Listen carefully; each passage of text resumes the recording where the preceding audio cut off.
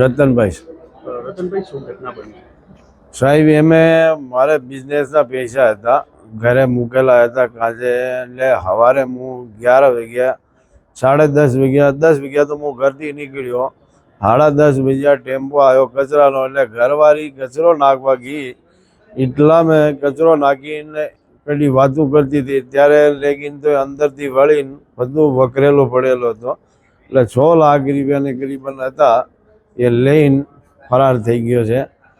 6 લાખ સિવાય કઈ સોના ચાંદી? ના, બીજું કંઈ નથી લઈ ગયો. બધા 6 લાખ નહીં, પૂરા નેટ 6 લાખ હતા.